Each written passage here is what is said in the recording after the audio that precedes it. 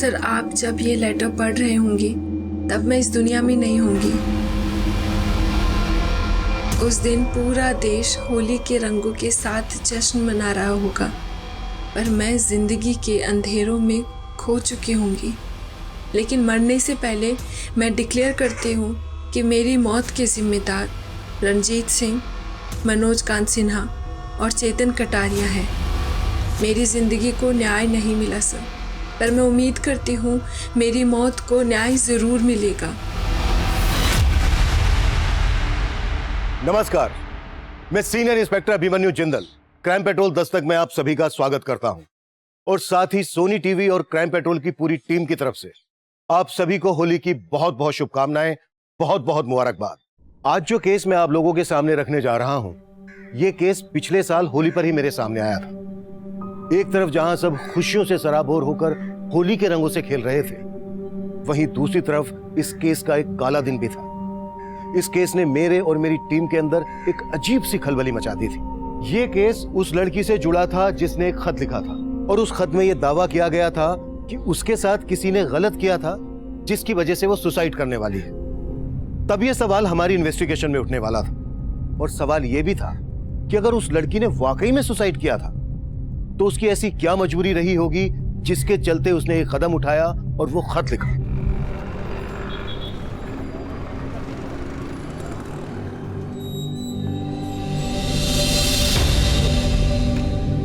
आओ, मैं तो छोड़ देता हूँ, तुम्हारा किराया बच जाएगा। जीजू, मुझे जाना है वसंत विहार और आप जाते हो करोल बाग। मुझे ड्रॉप करने गए ना तो आपका 1 लीटर पेट्रोल वेस्ट हो जाएगा। सो अच्छा है कि मैं ऑटो से चली जाऊँ। और देखो, ऑटो भी आ गया। ऑटो, अरे ऑटो। जीजू, thanks and bye.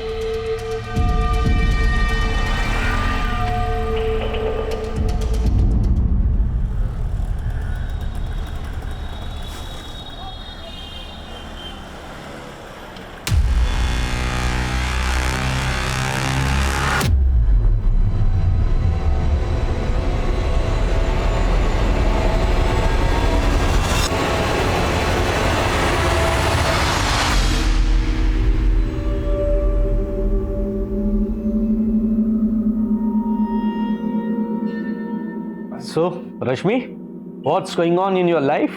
Nothing special, sir. Just days are passing like a moon. 14 days का बढ़ना, 14 days का घटना. Sometimes full moon excitement. Sometimes no moon अमावस. ये क्या बोल रही हो तुम? हाँ? So funny, but I'll appreciate your dedication. Keep practicing, okay? Sure, sir.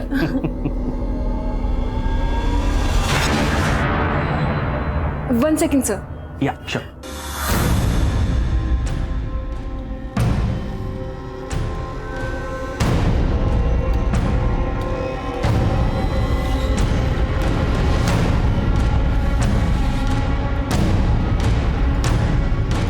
क्या हुआ रश्मि? ये तुम्हें परेशान कर रहा है क्या? कुछ नहीं हुआ। कौन है बे तू? विजय, छोड़ो उसे। मैंने कितनी बार तुमसे कहा कि मेरे मामले में टांग मत अड़ाया करो।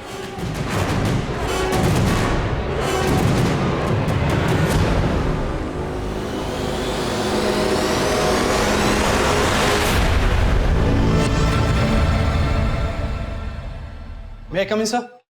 यस, कम इन। सर, आपको एक लेटर आया है।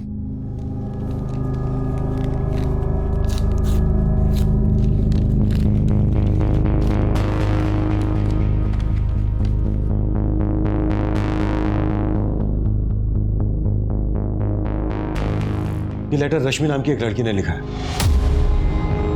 वो लिखा है कि जब हम ये लेटर पढ़ रहे होंगे तो वो सुसाइड कर चुकी हो। इस सुसाइड के लिए उसने 3 लोगों को जिम्मेदार ठहराया है: रणजीत सिंह, मनोज कांत सिन्हा और चेतन कटारिया। लेकिन सर, एक बात है, रश्मि ने इस लेटर में इन 3 लोगों को अपनी मौत का जिम्मेदार बताया, पर उसने ये नहीं लिखा है कि इन तीनों ने उसके साथ किया क्या। और हैरानी की बात यह है कि इस लड़की ने अपना एड्रेस लाजवंती गार्डन का लिखा है। अगर ये वहां की रहने वाली है तो फिर इसने ये लेटर यहाँ वसंत विहार थाने में क्यों भेजा?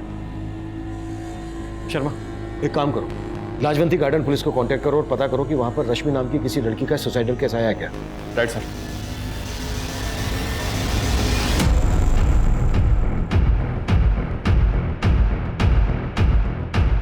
सुमन,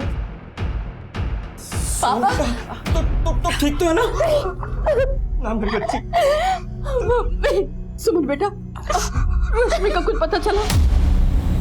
अरे भाड़ में गई रश्मि, उसने इतना सब कुछ किया और तू सुमन का हालचाल पूछने के बजाय रश्मि रश्मि कर रही है। दामाद जी, रश्मि की हरकत की वजह से हम बेहद शर्मिंदा है, माफी मांगते हैं आपसे। आप ऐसी बात कर रहे हैं आप? उसके लिए आप माफी क्यों मांग रहे हैं? उसने जो कुछ किया गलत किया, एकदम गलत किया। तो भगवान का शुक्र है कि सुमन को कुछ नहीं हुआ, वो सही सलामत है।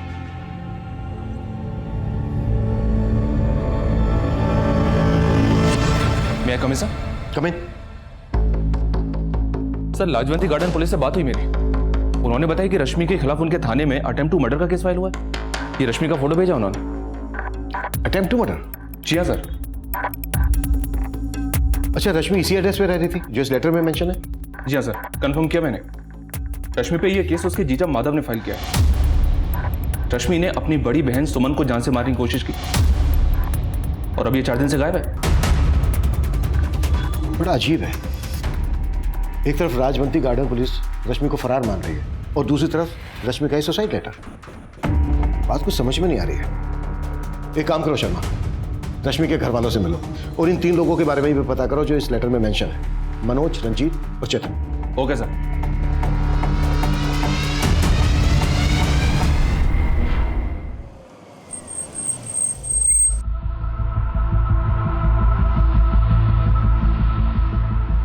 देखिए, भले ही आपने रश्मि के खिलाफ अटेम्प्ट टू मर्डर और चोरी का केस फाइल किया, पर उसने हमारे वसंत विहार थाने में एक लेटर भेजा है।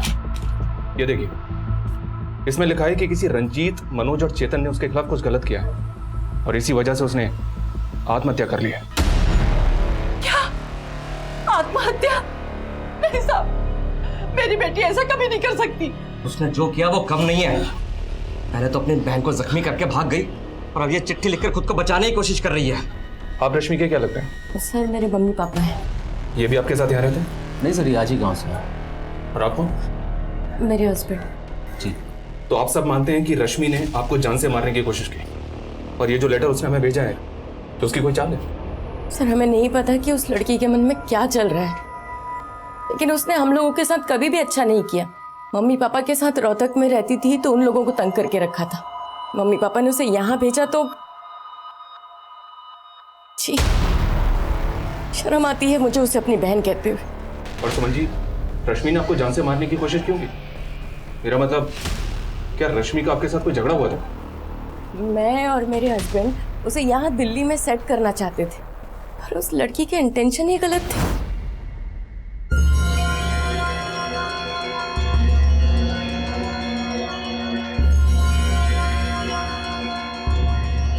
अरे क्या जीजू, आप भी टीवी के साथ सर क्यों खपा रहे हैं? चलिए ना, कुछ बातें करते हैं। रश्मि रिमोट दो।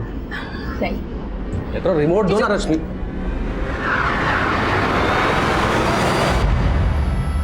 सॉरी जीजू। ओके।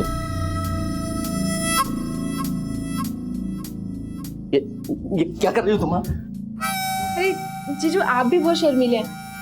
मुझे पता है कि आप मुझे लाइक करते हैं, लेकिन घबराइए मत, दीदी भी घर पर नहीं है and I want my. Stop it. Rashmi, क्या बदतमीजी है? अपनी हद में रहा करो तुम। जीजू? और सर, उसके बाद मैंने सुमन को फोन करके घर बुलाया और सब कुछ बता दिया। मुझे अपने घर में रहने की जगह दी और तू मेरा ही घर तोड़ रही है। सुमन! सुमन! तुम आके खोलो। सुमन! सुमन! एक्चुअली उसे सुमन की बिल्कुल पड़ी नहीं थी और उस घटना के बाद वो घर भी वापस नहीं आई। मैं तो पुलिस में कंप्लेन नहीं करना चाहता था, लेकिन जब सुमन को लेकर हॉस्पिटल गया तो वहाँ इसका केस देकर उन्होंने खुद ही पुलिस को बुला लिया। उसके बाद मालूम पड़ा सर, वो फोन बंद करके गायब हो गई। सर, वो लड़की सुसाइड करने वालों में से नहीं है। वो शायद डर गई है और ये लेटर आपको लिखकर पता नहीं क्या साबित करना चाहती है।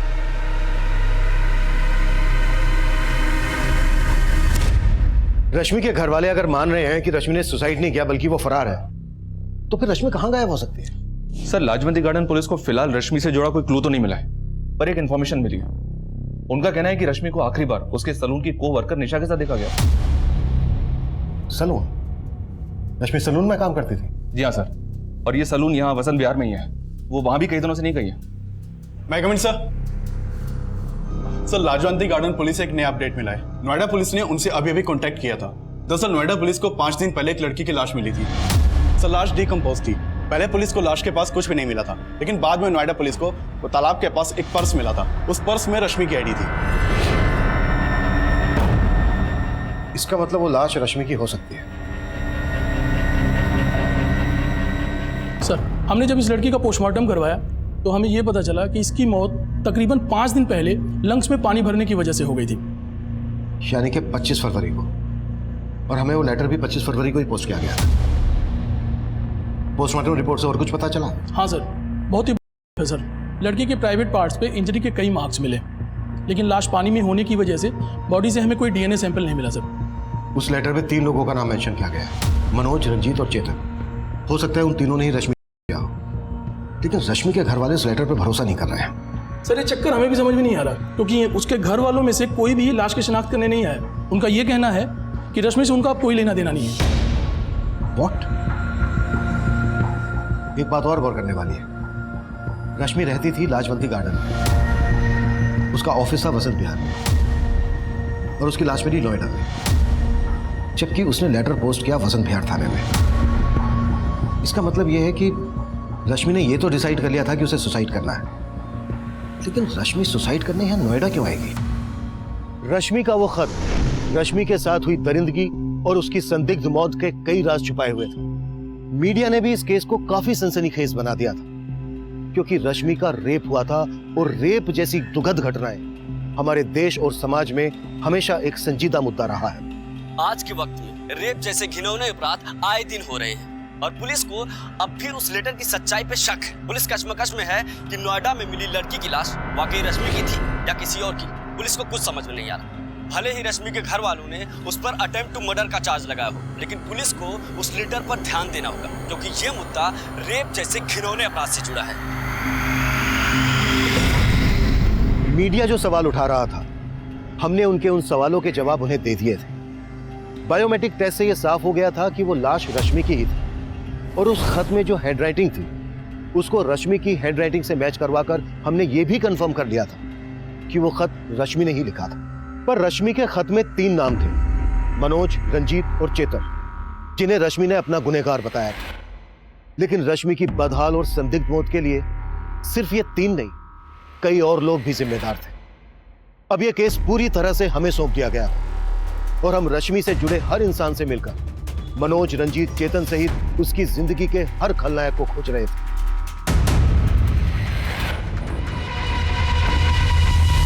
हमें पता चला है घर से भागने के बाद रश्मि तुम्हारे घर पर आई थी। हाँ सर, रश्मि मेरे घर आई थी। वो घर से भागी नहीं थी सर, उसकी दीदी ने उसको घर से बाहर निकाल दिया था।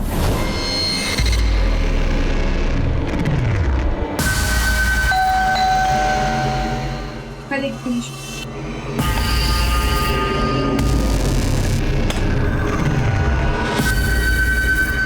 निशा, क्या हुआ? क्या हुआ रश्मि? क्या हुआ? क्या हुआ बता तो सर। रश्मि, आज सलून का ऑफ था। दीदी घर पे नहीं थी तो जीजू जानबूझकर घर जल्दी आ गए, और उन्होंने मेरे साथ। जीजू, आपकी कॉफी। अपने हद में रहे, समझे? सर, उसका जीजा बहुत बुरा है, और वो तो उसके घर में रहना भी नहीं चाहती थी। तो बस चाहती थी कि उसको एक अच्छी सी जॉब मिल जाए और वो कहीं और शिफ्ट हो जाए। तुम हमसे कुछ छुपा तो नहीं रही हो? सर, मैं आपसे क्यों कुछ छुपाऊंगी सर? आप चाहो तो सुकन्या से पूछ लो, वो भी हमारे साथ ही थी सर। ये सुकन्या कौन है? सर, मेरी फ्रेंड है। उस दिन हम दोनों रश्मि के साथ ही थे, लेकिन उसके जीजा का बार बार ही फोन आ रहा था। जीजू, आप चाहे किसी भी नंबर से फोन करो, मुझे आपसे बात नहीं करनी है। Sorry sir. Yes sir. Thank you sir. किसका फोन था रश्मि? जिसका मुझे कई हफ्तों से इंतजार था। निशा, मुझे जॉब इंटरव्यू का कॉल आया। क्या बात कर रही है? कांग्रेचुलेशन। सर, उसके बाद रश्मि जॉब इंटरव्यू के लिए चली गई थी। मैंने उसको रात को फोन करने की भी कोशिश की, लेकिन उसका फोन बंद आ रहा था। फिर बाद में मुझे मालूम चला कि उसके जीजा ने उसके अगेंस्ट FIR फाइल की थी। सर मुझे तो लगता है उसके जीजा ने जानबूझकर उसे फंसाया होगा। रश्मि इंटरव्यू देने कहाँ गई थी? सर वो तो मुझे नहीं पता, लेकिन उसने पैड पे एड्रेस लिखा था। हमें रश्मि का जो लेटर मिला है उसमें उसने 3 लोगों को मेंशन किया है, मनोज, रंजीत और चेतन। जानती हो इन्हें? नहीं सर, मैंने रश्मि के मुंह से इन तीनों का नाम कभी नहीं सुना। लेकिन हाँ सर, एक बात है, एक लड़का अक्सर सैलून पे आके रश्मि को परेशान करता था। कौन लड़का?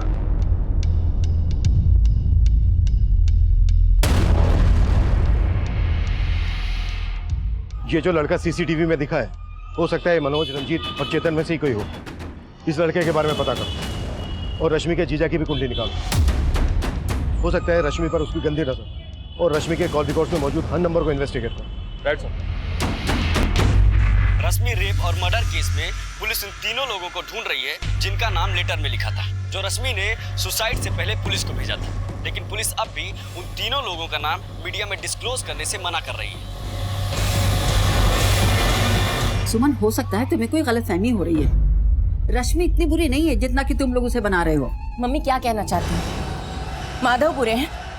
अरे अपने आंखों पर से रश्मि के नाम की पट्टी हटाइए, वो ऐसी ही थी, तभी उसके साथ रेप हुआ है। अगर सही समय पर उसे संभाल लिया होता ना तो ये नहीं होता।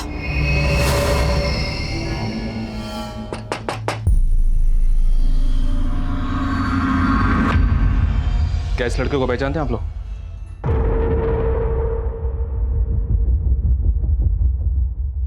ये तो आदित्य है। आदित्य कौन? साहब ये रोहतक में रहता था। 1 साल पहले जब रश्मि हमारे साथ रहती थी तो ये उसके साथ भागने वाली थी।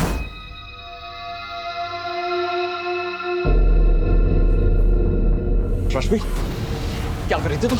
भाग रही हो यहाँ से? चल मैं बताता तेरे को, मैं चल बताता मुझे। उसके बाद रश्मि को हमने यहाँ भेज दिया, लेकिन यहाँ तो उसने हमें हमारी ही बेटी और दामाद की नजरों से गिरा दिया था। लेकिन रश्मि के दोस्तों से तो मैं इसका उल्टा सुनने को मिल रहा है। सर रश्मि के दोस्तों से आप वही सुनेंगे जो रश्मि ने उन्हें पढ़ाया है। ना ही वो लड़की किसी भरोसे की है और ना ही उसका ये दोस्त आदित्य। मैंने खुद रश्मि को कई बार इस आदित्य के साथ देखा। रश्मि जब यहाँ भाग कर आई तो वो भी इसके पीछे आ गया था, और वो तीनों लड़के इसी के दोस्त होंगे। तो रश्मि तो बिना सोचे समझे किसी से भी दोस्ती कर लेती थी। मैं कम इन सर? यस कम इन। सर मैंने रश्मि के कॉल रिकॉर्ड्स चेक किए। रश्मि के कॉल रिकॉर्ड्स में मनोज, चेतन और रंजीत, इनमें से किसी का भी नंबर नहीं मिला। कॉल रिकॉर्ड्स में नहीं मिला है तो रश्मि के गली, मोहल्ले, ऑफिस, हर उस एरिया में इन तीनों के बारे में पता करो जहां पर रश्मि का आना जाना था। Okay sir. सर एक और बात, सर रश्मि के कॉल रिकॉर्ड में एक सस्पिशियस नंबर मिला है। सर रश्मि के नंबर पर आखिरी कॉल इसी नंबर से किया गया था। Sorry sir. Yes sir. Sir ये नंबर एक फेक आईडी से लिया गया था और इस वक्त ये नंबर बंद आ रहा है। मैंने इस नंबर के कॉल रिकॉर्ड भी चेक किए तो मालूम चला कि इस नंबर से सिर्फ एक ही कॉल किया गया, रश्मि को। हो सकता है इस नंबर को इस्तेमाल करने वाला उन्हीं तीनों में से कोई एक हो। निशा ने बताया था कि रश्मि को आखिरी कॉल जॉब इंटरव्यू के लिए आया था। मुझे जॉब इंटरव्यू का कॉल आया। ऐसा कोई नंबर मिला है जिसने रश्मि को कॉल करके इंटरव्यू के लिए बुलाया हो? नहीं सर, फिलहाल तो ऐसा कोई नंबर नहीं मिला। निशा ने हमें यह भी बताया था कि जब जॉब इंटरव्यू के लिए रश्मि को कॉल आया था तो उसने एड्रेस नोट डाउन किया था। रश्मि के घर से वो नोटपैड लेकर आओ जिस पर रश्मि ने एड्रेस लिखा होगा। Okay sir. मैं कम इन सर? यस कम इन। सर पूछताछ में पता चला है सैलून और घर के अलावा रश्मि का इकबाल नाम के आदमी के घर पे आना जाना था और रश्मि उसे ट्यूशन भी ले रही थी। ट्यूशन? रश्मि जॉब के साथ साथ पढ़ाई भी कर रही थी? नहीं सर, ये तो पता नहीं चला। तो फिर रश्मि इकबाल से किस चीज का ट्यूशन ले रही थी?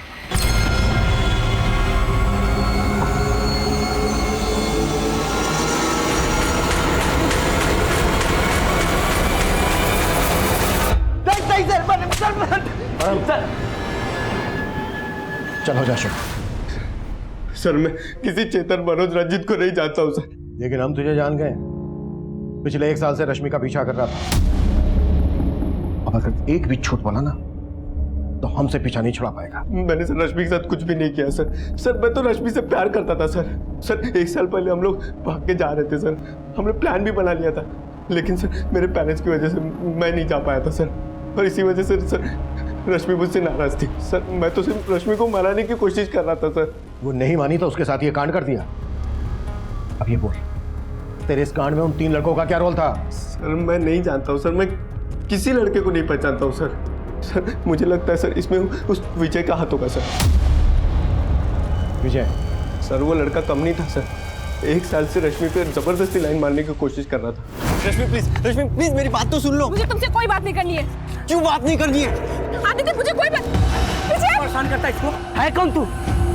छोड़ो। लेकिन तुम्हें बार बार परेशान करता है ये। तुम्हारा इरादा भी जानती हूँ मैं। अगर ये मेरा पीछा कर रहा था तो तुम क्या कर रहे थे यहाँ पे? दोनों बख्श दो मुझे, यूँ आगे पीछे बनना बंद करो। सर जितना मैं रश्मि को जानता हूँ सर, वो सुसाइड नहीं कर सकती। वो लड़के, वो लेटर, सब में विजय का हाथ होगा सर। कहानी अच्छी है तेरी, लेकिन तेरी इस कहानी का खलनायक तू है कि विजय, ये हम तुझे बताएंगे।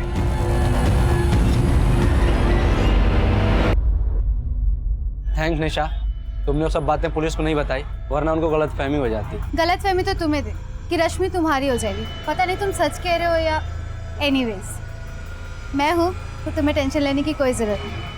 I am always with you.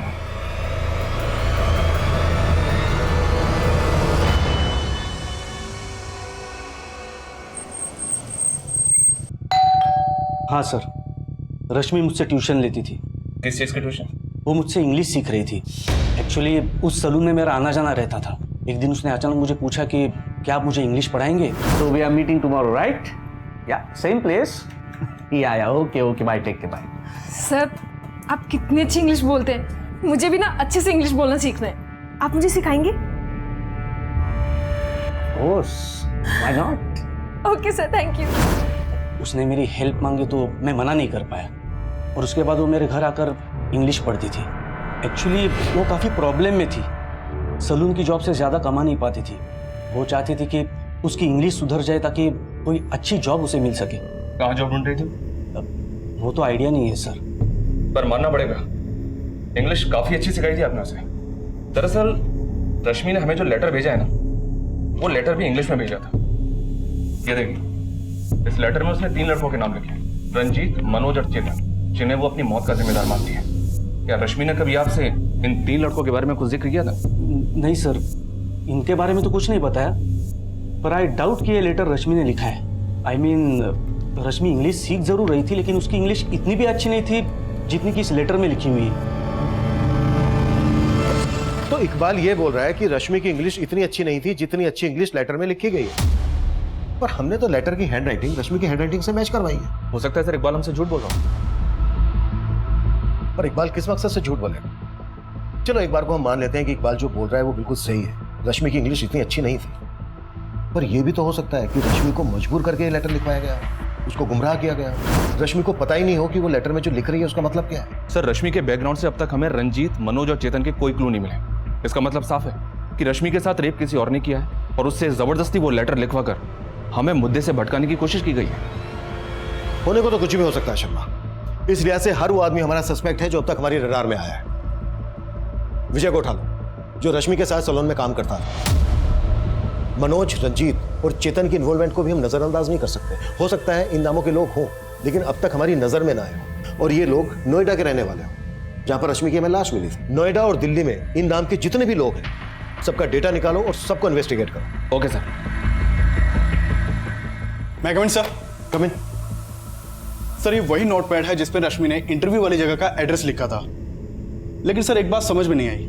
रश्मि ने वो पन्ना तो फाड़ दिया था जिसपे उसने एड्रेस लिखा था, सर फिर आपने ये नोटपैड क्यों मंगवाया? वेट,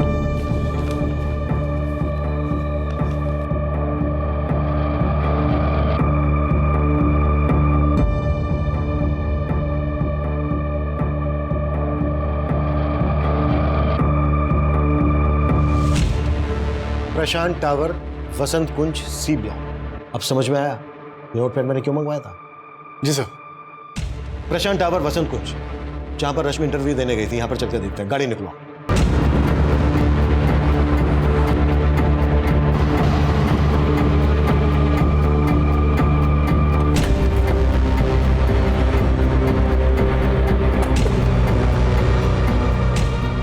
सर ये प्रशांत टावर तो अंडर कंस्ट्रक्शन साइट है, यहाँ कोई इंटरव्यू के लिए कैसे आ सकता है?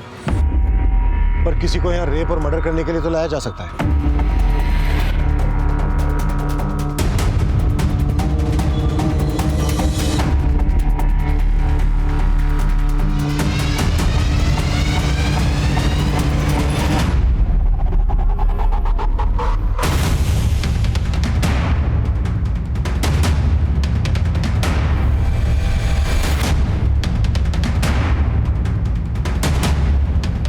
एरिया बारीकी से चेक करो।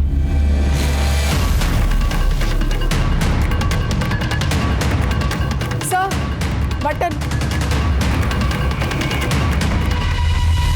यहाँ जरूर कोई कांड हुआ है। अभिषेक सर, फॉरेंसिक टीम बुलाओ तुरंत और पता करो ये जगह किसकी है और यहाँ किन किन लोगों का आना जाना है। सर। हाँ सर, मैं मानता हूँ कि मैं रश्मि को पसंद करता था, लेकिन ऐसा मैंने कुछ भी नहीं किया है। हम भी मानते हैं कि सबसे पहले तूने हमें आदित्य के बारे में बताया था, लेकिन तूने ये नहीं बताया था कि सिर्फ आदित्य का और रश्मि का ही नहीं बल्कि तेरा और आदित्य का भी झगड़ा था। नहीं सर, आदित्य से मेरा कोई झगड़ा नहीं था। मैं उस लड़के से सिर्फ रश्मि को प्रोटेक्ट करने की कोशिश करता था। लेकिन अब तुझे हमसे कोई प्रोटेक्ट नहीं कर पाएगा। देख विजय, बोल दे, रश्मि ने वो सुसाइड लेटर क्यों लिखा था और लेटर में लिखे रंजीत, मनोज और चेतन के साथ तेरा क्या कनेक्शन है? चल बोल। भगवान कसम सर, मेरा किसी के साथ कोई कनेक्शन नहीं, लेकिन हाँ, रंजीत नाम के एक आदमी को मैं जानता हूँ, जिसे रश्मि भी जानती थी। किसकी बात कर रहे तू? सर, हमारे सैलून के पास में रंजीत की शॉप है। तो उस रंजीत के बारे में तूने हमें पहले क्यों नहीं बताया? क्योंकि सर हम लोग उसे रिंकू नाम से बुलाते थे, लेकिन कल ही मुझे पता चला कि उसका पूरा नाम रंजीत है। सर, ये पास की बिल्डिंग का गार्ड है। इसका कहना है कुछ दिन पहले इस बिल्डिंग में एक सिक्योरिटी गार्ड ड्यूटी पर था। हाँ साहब, सुनील नाम है साहब उसका। कई दिनों से वो दिखाई भी नहीं दे रहा। मैंने उसको फ़ोन भी लगाया लेकिन फ़ोन बंद आ रहा है साहब। उस गार्ड का नंबर ले लो इससे। अभिषेक सर, उस गार्ड सुनील की कुंडली निकालो। वो कहाँ का है, कहाँ गायब है? हो सकता है यहाँ हुए कांड में उसका हाथ हो, इसलिए गायब है। सर। अबे जो पूछा उसका जवाब दे, बोल। साहब, मेरा नाम रंजीत है, तो क्या मैं क्रिमिनल हो गया? साहब, वो लड़का मुझे बेकार में ही फंसा रहा है। उसको जाने दे। तू ये बता कि मनोज और चेतन से तेरा क्या कनेक्शन है? क्या लगते हैं तेरे? हाँ सर, मनोज तो मेरे मामा का नाम है, और जैसा आप सोच रहे हैं वैसा कुछ भी नहीं है। अगर कुछ नहीं है तो ठीक है, लेकिन हमें बाद में पता चला ना कि तूने अपने मामा और किसी चेतन के साथ मिलकर कांड किया है, तो फिर बोलने के लायक नहीं रहेगा। वो कुटाई होगी तेरी। अरे भैया जी, कैसे भी करके कल का टिकट करवा दीजिए, चाहे 2-3 हजार ज्यादा ले लेना, पर टिकट जरूर करवाओ। हाँ। पापा कहाँ जा रहे हैं? कुछ दिन और रुक जाइए ना। नहीं बेटा, अब मेरा यहाँ से जाना ही सही है, पर मुझे इस बात की खुशी है कि तुमने रश्मि की बातों को भुला दिया। अरे छोड़िए पापा जी इस बात, जो हुआ सो हुआ, भूल जाइए।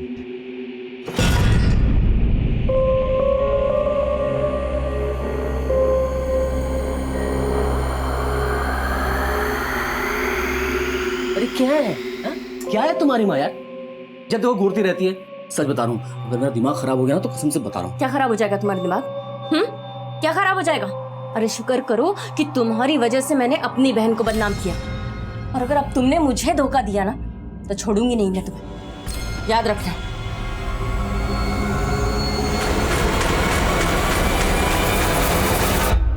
सर, ये प्रशांत टावर के सिक्योरिटी गार्ड सुनील की फोटो है। सर, सुनील के मोबाइल नंबर के सर्विस प्रोवाइडर से इसका फोटो मिला है। सुनील गोविंदपुरी का रहने वाला, लेकिन इसके घर पे ताला लगा है और पिछले 1 हफ्ते से इसका नंबर भी बंद है। सर, सुनील के कॉल कोड में किसी मनोज, चेतन या रंजीत का नंबर नहीं मिला। ये बिना किसी वजह के तो गायब होगा नहीं। इस सुनील का लुकआउट नोटिस जारी करो और इसका पूरा बैकग्राउंड खंगालो।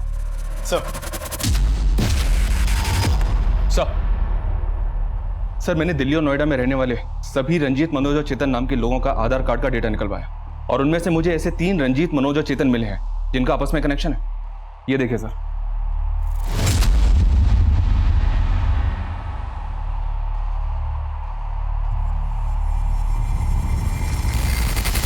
सर, ये तीनों हिस्ट्री शीटर है। इन तीनों ने मिलकर रंजीत की बहन के लवर मुकेश का मर्डर किया था, लेकिन सबूत की कमी की वजह से कोर्ट ने इन तीनों को सिर्फ 4 साल की सजा सुनाई थी। 1 साल पहले तक ये तीनों तिहाड़ जेल में थे। पता चला है कि वहां से निकलने के बाद इन तीनों ने अपना खुद का एक गैंग बना लिया।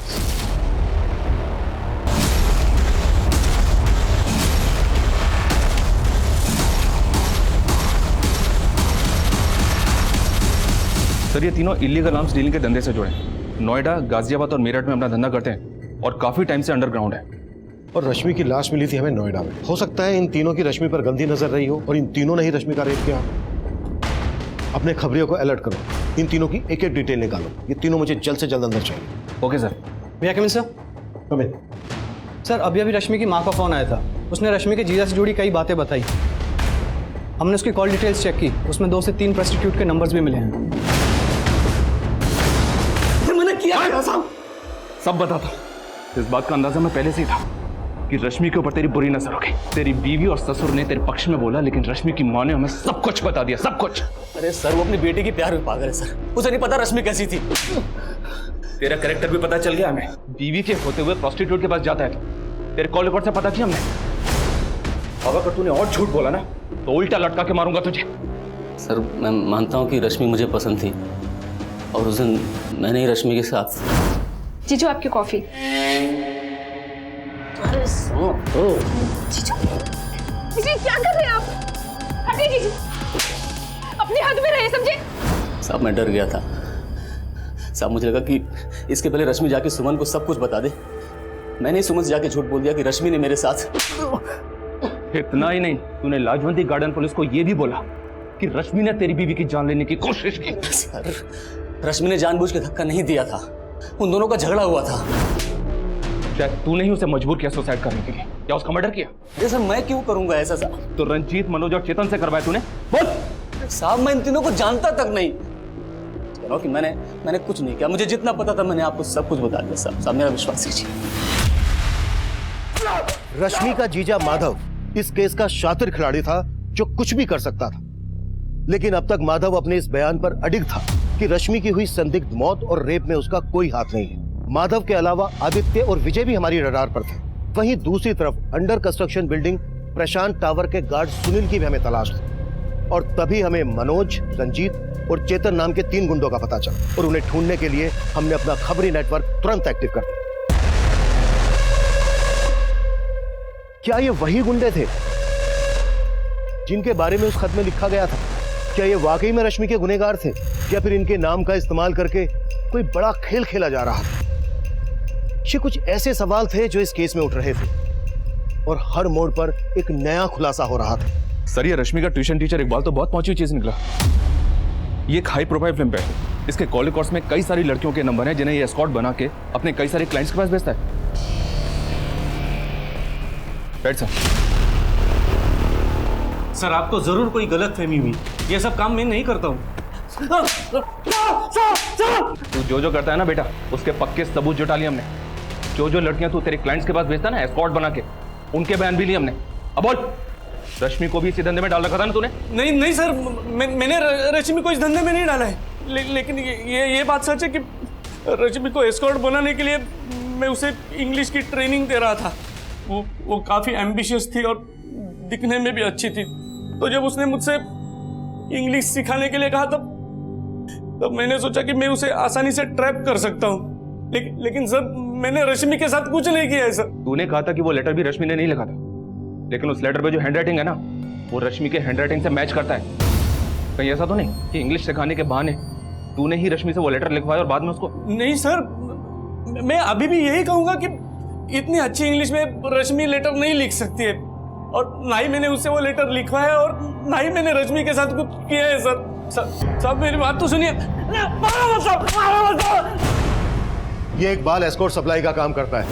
इसका मनोज, रंजीत और चेतन से पक्का कनेक्शन हो, और आई एम श्योर रश्मि को जॉब इंटरव्यू का झांसा देकर इसी ने बुलाया हो, जहां पर मनोज, रंजीत और चेतन ने रश्मि का रेप किया हो। ये इतनी आसानी से नहीं बोलेगा, तबीयत से कुटाई करो इसकी। Okay sir. हाँ अभिषेक। सर, प्रशांत टावर के गार्ड सुनील का एक गांव वाला खानपुर में रह सकता है। हो सकता है सुनील वहां मिल जाए। उठा लाओ। चल हो जा शुरू। साहब, मैं किसी मनोज, चेतन और रंजीत को नहीं जानता साहब। कुछ नहीं किया तो फिर भागा क्यों था? न्यूज पढ़ा था इसका रेप हुआ, और 4 दिन पहले वो हमारी बिल्डिंग में आई थी, तो साहब मैं डर गया इसलिए भाग गया था साहब। तू भागा इसलिए था क्योंकि उसके रेप में तू भी इन्वॉल्व है? साहब मैंने कुछ नहीं किया साहब। वो लड़का है, वो उसने कुछ किया होगा साहब। उसको कौन लड़का? साहब उसको मैं नहीं जानता साहब। वो 2 दिन पहले ही मुझे मिला था साहब। उस लड़के ने मुझे पैसे दिए थे और बोला था वो लड़की लेके आएगा, तो साहब मैं लालच में आ गया और मैंने हाँ कर दिया, और अगले दिन ही साहब वो वहाँ पर आया और उसके साथ एक लड़की और एक लड़का था साहब। वो दोनों लड़के इनमें से कौन थे? इकबाल, विजय, माधव, आदित्य, मनोज, रंजीत, चेतन। कौन थे वो दोनों इनमें से? साहब मैं उसको बहुत अच्छे तरह से पहचानता हूँ साहब, और इनमें से वो कोई भी नहीं था। और साहब दूसरा लड़का उसको तो मैंने देखा भी नहीं था साहब। जिस लड़के ने तुझे पैसे दिए थे उसका स्केच बनवा सकता है? जी साहब।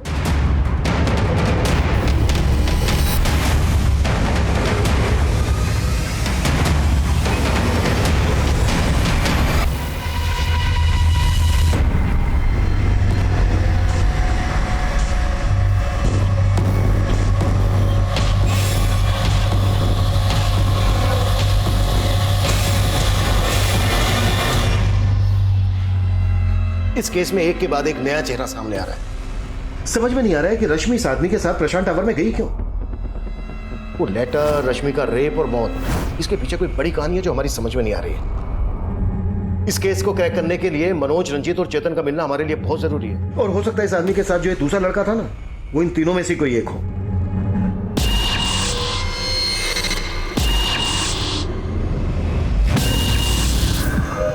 बोल भाई, अभी क्या करने का है? एक काम करते हैं, दोनों अंडरग्राउंड हो जाता है और जब तक मामला शांत नहीं हो जाता कोई भी बाहर नहीं आएगा। सर खबरियों से रंजीत, मनोज और चेतन के ठिकाने के बारे में एक इन्फॉर्मेशन मिली है। फील्डिंग लगा दो शर्मा, तीनों बचने नहीं चाहिए। ठीक है सर।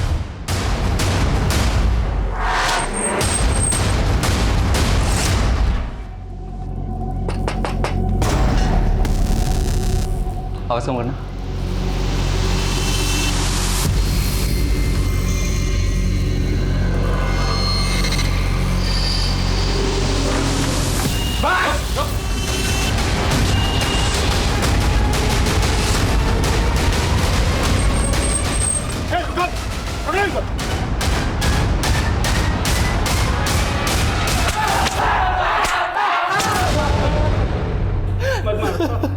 साहब हम मानते 2 नंबर के काम करते हैं, लेकिन हमने किसी रश्मि को नहीं मारा। हम तो जानते तक नहीं उस लड़की को। हाँ साहब, जब से मीडिया में हमारा नाम उछला है हम खुद परेशान हैं। आखिर उस लड़की ने अपने खत में हमारा नाम क्यों लिखा? देखो अब तुम यहाँ से बाहर नहीं जाने वाले हो, इसलिए जो भी सच है बोलता। हम कह रहे हैं ना हमने कुछ नहीं किया उस लड़की के साथ। सिर्फ तुम लोगों ने नहीं, बल्कि ये भी था तुम लोगों के साथ। कौन है? साहब ये तो मयंक है साहब। तो जानते हो इसको? क्या क्या किया इसके साथ मिलकर? साहब हम इससे क्यों मिलेंगे, ये तो हमारा दुश्मन है। हाँ साहब, इसके साथ तो हमारा 36 का आंकड़ा है। पक्का इसी ने हमारा नाम उछाला होगा इस केस में। जब तक ये सच ना हुए तब ऐसे क्रैक करेंगे। तो इन सबको बहुत ऊपर नीचे किया, लेकिन सबके सब वहीं अटके हुए हैं। सर मैंने इस मयंक की कुंडली निकाली, ये भी हिस्ट्री शीटर है और ये भी इलीगल आर्म्स डीलिंग के धंधे में है।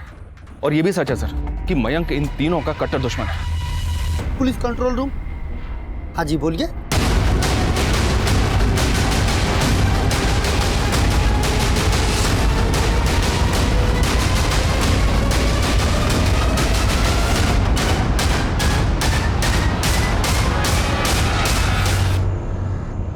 आसपास देखो, कुछ मिलता है क्या?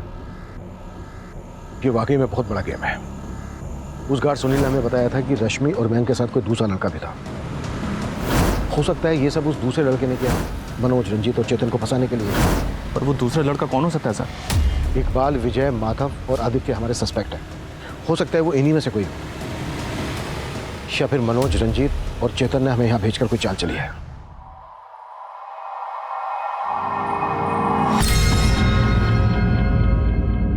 देखो अब झूठ बोलने से कोई फायदा नहीं है। हमें पता चल गया तुमने अपने भाई नवीन के साथ मिलकर यह कांड किया है। लेके आओ।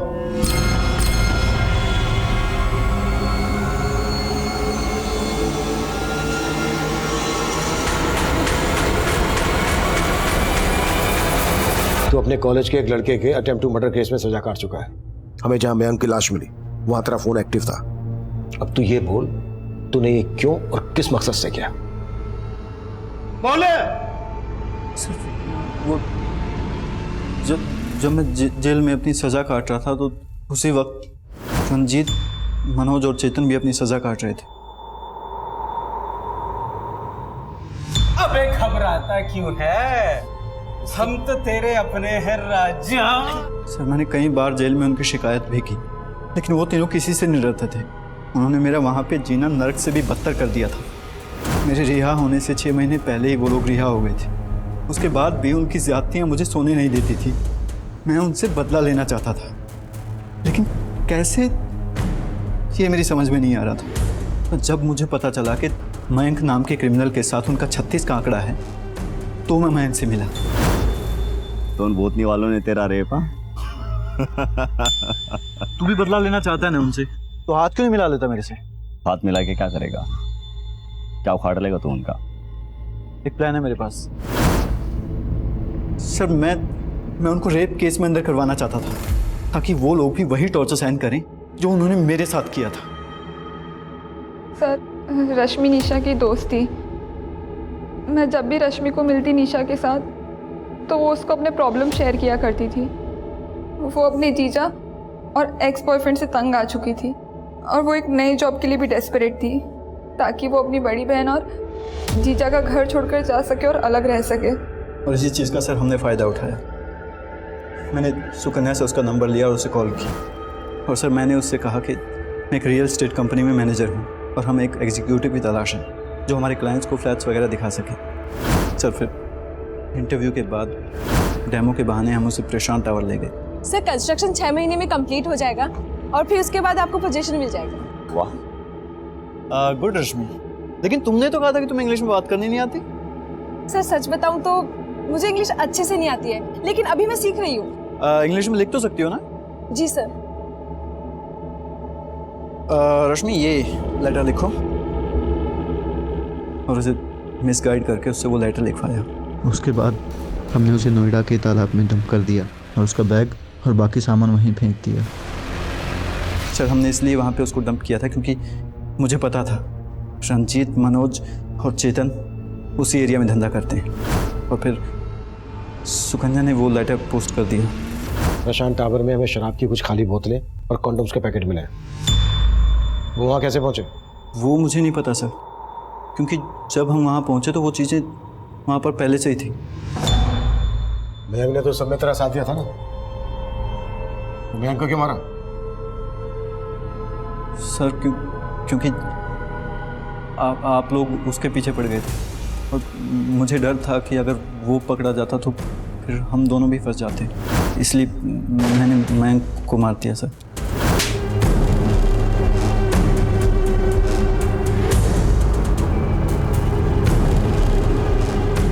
निशा रश्मि की हमदर्द थी। रश्मि निशा के साथ अपनी सारी परेशानियां शेयर करती थी, लेकिन उसकी इन परेशानियों का फायदा उठाकर सुकन्या ने अपने क्रिमिनल भाई के साथ मिलकर उसके साथ इतना बड़ा छल किया कि उसके सारे सपने, सारी उम्मीदें उसकी मौत के साथ धाराशायी हो गई। एक लड़की ने अपने क्रिमिनल भाई का बदला लेने के लिए रश्मि को मोहरा बनाया। वहीं रश्मि की सगी बहन ने अपने पति की घिनौनी हरकतों का साथ देकर रश्मि को एकदम से पराया कर दिया। रश्मि को पहले से ही माधव के जुल्मों की दस्तक मिल रही थी। अगर उसने अपने दोस्तों के साथ साथ पुलिस से भी अपना दर्द शेयर किया होता तो शायद उसको इस तरह से मोहरा नहीं बनाया गया होता। अब मैं सीनियर इंस्पेक्टर अभिमन्यु जिंदल आप लोगों से विदा लेता हूं। आपसे फिर मुलाकात होगी एक नए केस के साथ। देखते रहिए क्राइम पेट्रोल दस्तक। मकसद बताना नहीं, बचाना है।